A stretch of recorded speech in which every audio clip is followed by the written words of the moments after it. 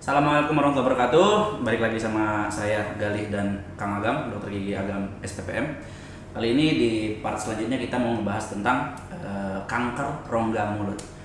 Mangga Kang Agam yang bisa diceritain seputar kanker mulut. Oke. Kanker rongga mulut ini kalau di Indonesia sendiri kasusnya di tahun 2015 itu sekitar 7 ribuan. Segitu banyak? Ya.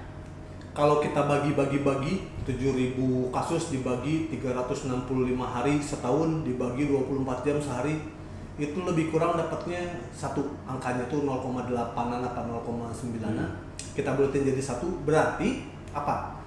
Kanker rongga mulut di Indonesia ini satu orang meninggal setiap 1 jam. Ini lebih gawat daripada kanker serviks. Kanker serviks aja satu orang tiap 2 jam. Gitu ya. Meskipun kalau dibilang parah kanker serviks, sebab penderitanya lebih banyak gitu ya yang udah terdeteksi sejauh ini. Penderita kanker serviks ini 2 kalinya kanker mulut lah lebih kurangnya gitu. Kan pertama tuh kanker serviks nih silent killernya nih kanker serviks. Makanya sampai ada pemeriksaan pap smear gratis dan lain-lain. Nah, kanker rongga mulut ini kenapa kasusnya bisa banyak? Salah satunya karena tidak terdeteksi dini. Kenapa dia nggak terdeteksi dini? Baik oleh pasien, baik oleh dokter gigi. Kanker rongga mulut ini kan kayak orang pacaran gitu ya. Awalnya nggak ada rasa apa-apa gitu. Tahu-tahu bikin makan nggak enak, tidur nggak nyenyak gitu kan. Kayak memikirkan si jantung hati, padahal lidahnya sakit gitu. Makannya jadi nggak enak. Tahu-tahu saat lagi diem nonton TV ada berdenyut-denyut. Mulai muncul rasa, tahu-tahu menyakiti. Sampai meninggal. Apa yang kamu lakukan ke aku itu jahat. 17 purnama melalui tanpa diperiksa dokter gigi jadi kanker rongga mulut. Padahal mah bisa dicegah. Padahal bisa. Kalau misalnya si pasien bisa mendeteksi dini atau dokter giginya pun lebih aware. Banyak dokter gigi yang miss gini. Dokter gigi memegang peran 75% pemegang kesalahan tidak mendeteksi kanker rongga mulut secara dini. 25%-nya dari pasien karena pasien nggak bisa disalahkan, orang awam, mereka nggak tahu bentuk klinisnya seperti apa, keluhan sakit yang harus diperhatikan seperti apa. Dokter gigi kan dapat gitu ya, tetapi banyak yang belum aware, banyak yang menganggap bahwa plak putih di rongga mulut gitu ya, plak putih di rongga mulut, oh ini sisa makanan atau ini kandidiasis oral, pokoknya putih plak kandidiasis oral. Padahal lesi-lesi malignansi yang karsinoma in situ awalnya bisa berupa titik putih di lidah, hanya titik putih. Ya, kayak plak gitu ya, kayak tonjolan kayak kecil keju gitu ya, nempel kayak sisa makanan memang kayak debris. Jadi cuman kelihatan sekilas pasien ngegerakin lidah, oh ini mah sisa makanan. Atau lagi ada beberapa yang mendokumentasi, oh ini faktor flash, lampu blitz gitu ya, padahal memang ada lesi putih di situ gitu. Kan lesi putih ini mukoplakia ini adalah lesi plak putih yang tidak diketahui penyebabnya. Sama kayak stomatitis yang sebelumnya gitu ya, dia nggak diketahui penyebabnya. Kalau diketahui kayak penyebabnya jamur, plak putih, kandidiasis oral. Ada tergigit, mungkin linea alba plak putihnya gitu ya, atau morsikasi karum. Tapi kalau nggak diketahui, kita golongkan jadi leukoplakia, plak putih yang tidak diketahui penyebabnya. Begitu ini dibiarkan, tahu-tahu dia berkembang jadi erythroleukoplakia, ada bercak kemerahan juga.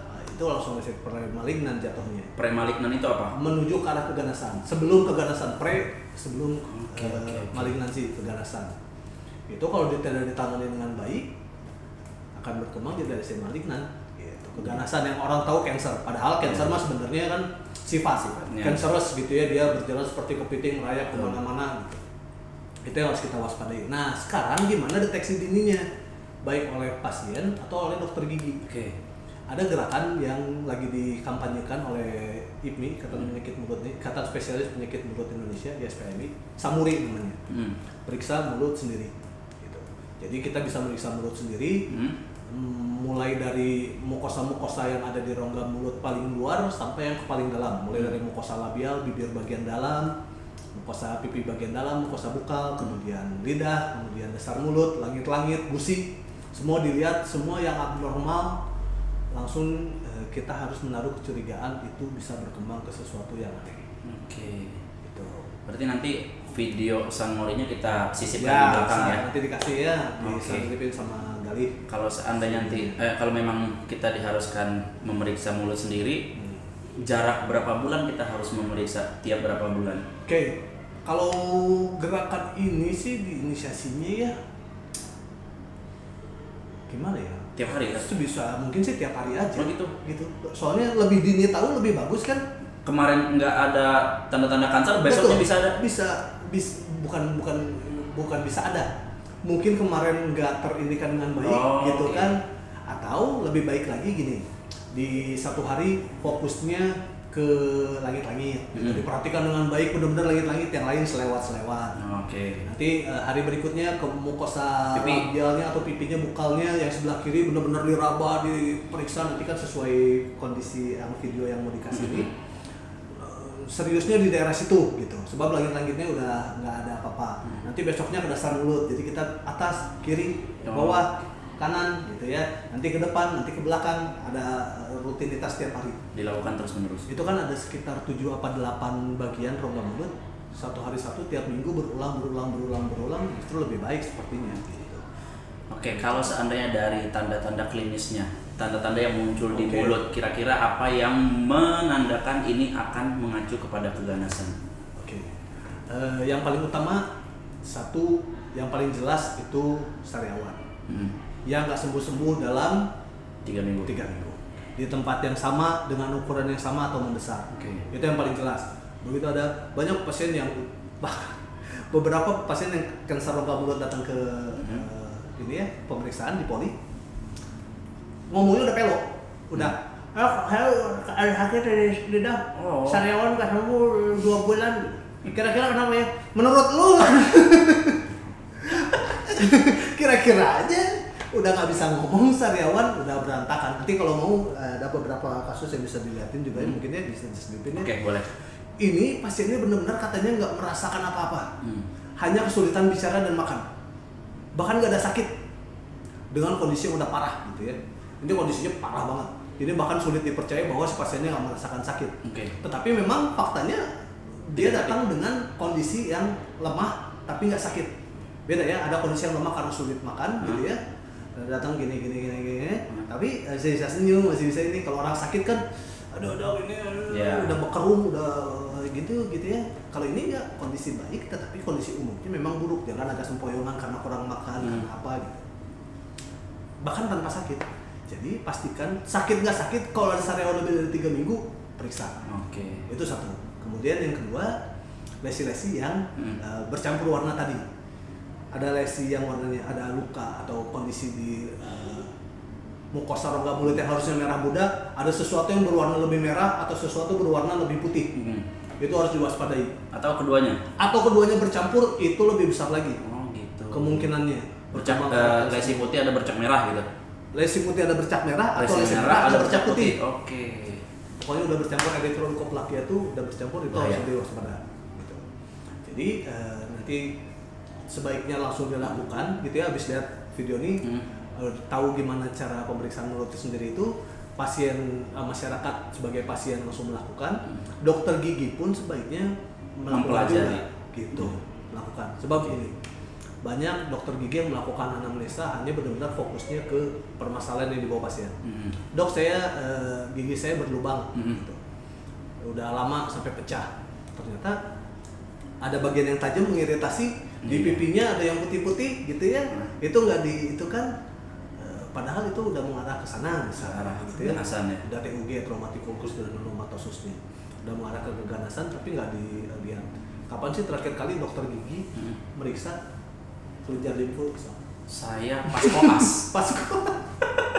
Semenjak saya praktek nggak pernah saya meriksa kelenjar limfu. Padahal dulu pas koas kan lengkap sampai mukosa diharuskan dilihat gitu ya. Padahal itu bisa mengarah ke sana juga. Kita lihat anemia gitu bisa. Ya Allah, saya gagal menjadi kapan terakhir kali memeriksa daerah di bawah dagu submandibula? Maafkan pasien-pasien itu yang harus lebih aware dokter gigi, bahwa dokter gigi periksa pasien yang benar. Semua benjolan, semua lakukan harus diperiksa yang ada kelainan dalam rongga mulut. Berarti benjolan juga ya? Benjolan. Nah, yang ketiga, tadi kan yang sariawan ini bentuknya ke bawah. Terus yang rata Lesi, dengan rata, permukaan oke. putih atau merah. Sekarang yang menonjol. Tonjok benjolan. Lesi yang istilahnya kalau di medisnya lesi tumor. Ya. Tumor ini kan bukan kondisi, sebenarnya dia jenis lesi. Ada tumor, ada nodul, papul, dan lain sebagainya. Begitu ada benjolan, waspada. Apapun itu. Apapun, sakit nggak sakit, kalau udah ada benjolan, segera periksakan. Jangan nunggu, berharap sembuh sendiri. Bibir, lidah, pipi. Bibir, lidah, pipi, gusi, dasar mulut, langit-langit, semua. Hati-hati Bagus terdeteksi bahwa itu bukan cancer daripada dibiarkan dan ternyata itu cancer. Benar. Gitu kan? Benar. Ada pasien yang datang torus mandibula. Ini apa dok? Benjolan. Di foto radiografi. Oh, torus. Gitu. Bagus lagi ketahuan seperti itu bahwa mukokel misalkan. Mukokel gitu ya. Mukokel kan ini hilang sendiri nanti gitu kan. Kata Google. Kembali kata Google. Padahal mukokel harus kalau tahu-tahu digigit pecah lagi jadi lagi. Nanti jadi fibroma. Fibroma nanti berkembang lama-lama, tubuh mengadakan penebalan jaringan nih nggak terkontrol, itu karena cancer. Semua perkembangan sel tidak terkontrol, jadi cancer kan judulnya. Oke. Terus kanker mulut ini bisa diturunkan nggak dari genetik orang tua? Nah, kalau dibilang diturunkan, itu mungkin kompetensinya ke arah yang genetik, khusus genetik ya, kongen judulnya, konsulan genetik. Tetapi sejauh ini sih faktor genetik ada. Ada. Meskipun kembali bahwa tiap orang punya kecenderungan untuk berkembang jadi cancer, tapi memicunya nggak diketahui. Dan berapa persennya pun tidak diketahui. Betul. Terus menular tidak kanker mulut?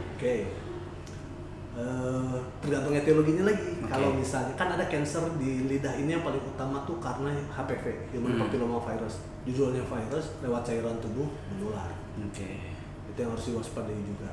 Walaupun nggak secara langsung, bisa jadi dia hanya terinfeksi HPV tanpa menimbulkan lesi yang bisa berkembang jadi cancer. Gitu. Hanya virusnya yang tertular. Tetapi tahu-tahu sama-sama pemicunya virus, yang satu karena virus, yang tertularnya karena virus, jadi bisa jadi. Kalau nih Kang, seandainya anggaplah sudah terkena kanker mulut, apa yang bisa dilakukan pasien dan kira-kira tindakan di dokter gigi spesialis PM juga? Yang paling utama, pasien jangan sampai stres. Stres ini bisa membuat perkembangan sel-sel kanker ini atau kejadian kankernya ini, lesinya bisa berkembang lebih cepat. Faktor stres nih ya. Kalau udah didiagnosa, apalagi udah ada diagnosa penunjang, pemeriksaan penunjang untuk mendukung si diagnosanya, tetap tenang, ikuti instruksi dokter. Segera. Jangan dokternya bilang, ini segera kita kemo, segera kita radio ya. Alternatif dulu. Kan banyak gitu ya. Iya, alternatif tuh. Namanya juga alternatif. Setelah dilakukan tindakan utama. Betul. Kita lewat jalan alternatif tuh, kalau jalan utamanya udah mentok. Jangan kembali. Jangan alternatif dulu, baru ke utama. Bisa memperparah ya? Bisa. Masalahnya pemberian obat-obat dari sana gitu ya, kita nggak tahu kembali bahwa kandungannya yang bisa memicu, mungkin si kansernya diperparah dengan kandungan obat herbal yang entah apa-apa itu gitu ya. Walaupun memang ada beberapa kasus yang saya pakai herbal membaik, sembuh. Bisa gitu, membaik bisa. Nah, tapi hilang total si kansernya tanpa ada ini sepertinya sulit gitu ya. Ada juga kasusnya ada. Tapi itu tadi lebih baik sih lewat jalan medis dulu. Kalau medisnya udah mentok, memang udah si dokternya ini mau lewat alternatif mencoba gitu ya, ikhtiar yang lain silakan.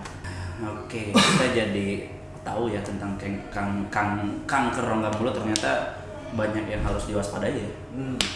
Berarti closing statement aja dari Kang Agam seputar kanker rongga mulut.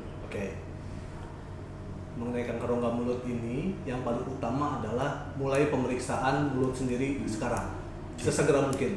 Ikan cepat, ikan gabus, lebih cepat lebih bagus. Ya, dokter gigi pun bukan berarti bisa lepas tangan karena pasien sudah melakukan pemeriksaan mulutnya sendiri gitu ya. Dokter gigi pun harus proaktif dalam artian mulai juga memeriksa, memperhatikan lebih detail gitu ya kondisi. Selain ini, yang kesalahan utamanya di Indonesia nih, dokter gigi judulnya dokter gigi, padahal isinya mulut gak cuma gigi. Iya benar. Jadi si dokter gigi ini fokusnya hanya ke gigi dan pasien juga sebenarnya kan. Betul, karena judulnya harusnya dokter gigi mulut. Betul. Sok ganti ya namanya, jadi sekarang DRGM Gali Anansa. Sekarang kalau orang sariawan, kira-kira pasien ke dokter gigi nggak? Jarang. Larinya Apotek. ke apotek atau ke tetangga. Bener. Makanya, jadi periksa mulut segera, lebih cepat lebih bagus. Semua benjolan dan semua yang nggak normal di mukosa itu segera konsultasikan dengan dokter gigi. Hindari dulu terapi-terapi alternatif atau herbal. Dan kalau sudah terdiagnosa, hindari stres dan ikuti apa instruksi dari dokter yang bersangkutan. Mantap sekali. Oke. Untuk pembahasan tentang kanker kayaknya udah cukup jelas ya Kang Agam ya. Untuk teman-teman kalau seandainya mau kira-kira kita mau bahas apa lagi, boleh komen di bawah dan jangan lupa like, comment, dan subscribe. Kali ini selesai Kang Agam, terima kasih banyak. Oke. Kalau masih ada yang kurang jelas nanti boleh cari-cari Instagramnya Kang Agam apa? @doktergigigaul. Saya @galih_anaza, boleh di DM Di aja. semua platform Oke. media sosial. Sip, terima kasih. Assalamualaikum.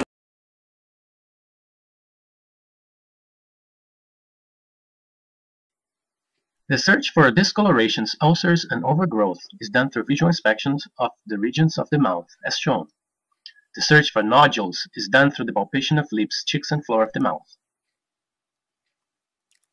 Here, we observe the meticulous palpation of lips and cheeks being executed after the visual inspection.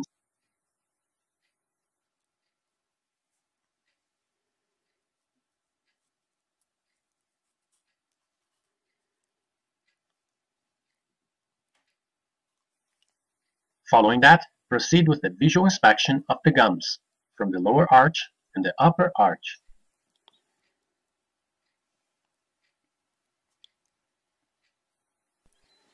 Then, the visual inspection of the tongue, including both sides and the floor of the mouth, followed by palpation of the tongue and the floor of the mouth, as demonstrated.